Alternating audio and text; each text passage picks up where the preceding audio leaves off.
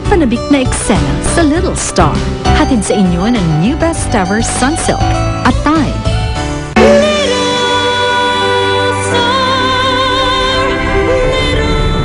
Ang alam ko, ikakasal na sila eh. Pero hindi naman pinapasabi sa press, kaya hindi ko alam kung totoo. Ewan ko. May bisita ka rin sa opisina ni Sir. Gusto kong maging masaya kayo. Gusto kong magsimula kayo ulit. Kayong tatlo. Ako sigurado ako na mahal kita, pero ikaw sigurado ka bang mahal mo ako? Paano si Helen? Anong nararamdaman mo para sa kanya? Dahil sa kanya, natuto ako mag-isip kung anong nararamdaman ng ibang tao kaysa sa sarili ko. Pasensya na po kayong lahat. Hindi po matutuloy ang kasal. But it's for the best.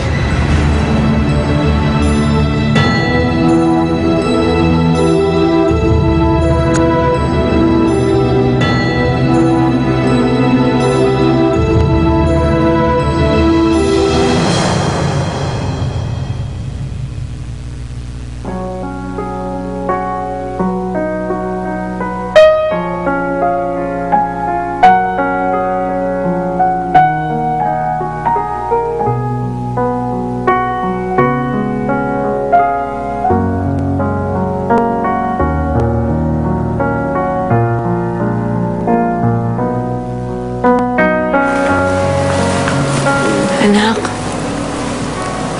kung ano man yung nangyari kanina, huwag mo isipin na kasalanan mo yun, ha?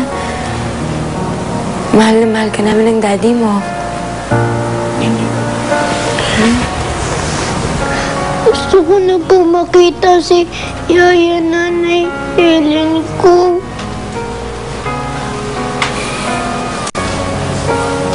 May sulat para sa'yo ang Yaya Nanay Helen mo.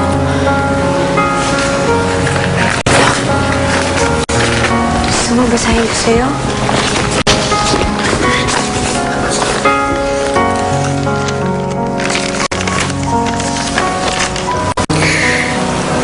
Mahal kong ninyo.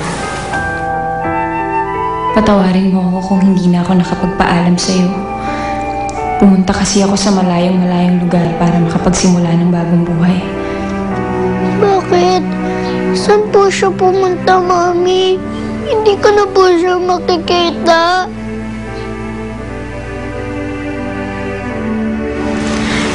Ninyo, sinulat ko to para tuluyan ang magpaalam sa'yo.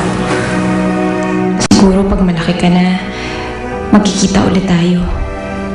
Pero sa ngayon, may kanya-kanya na tayong buhay na dapat pagtuunan ng pansin. Ako sa pamilya ko, at ikaw naman sa tatay at mami mo. Ninyo, kung may bagay man na gusto kong itanim mo sa isipan mo, yun na yung pagpapahalaga sa mga mahal mo sa buhay.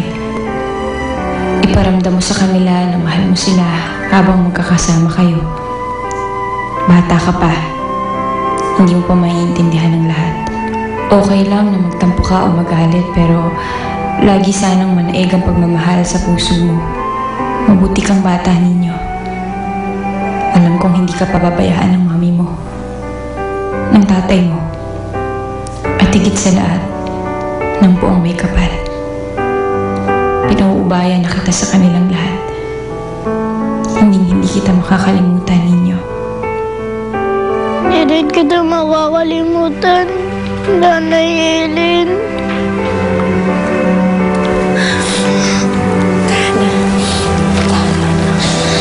Mami, okay lang po kahit hindi na kayo magpakasal ni Daddy. Masaya na po ako pag lagi ko po kayong kasama. Hindi po akong iiwan, ha? Hindi, anak. Hindi ka namin iiwan. Nandito kami para sa'yo. Tandaan mo yan, ha?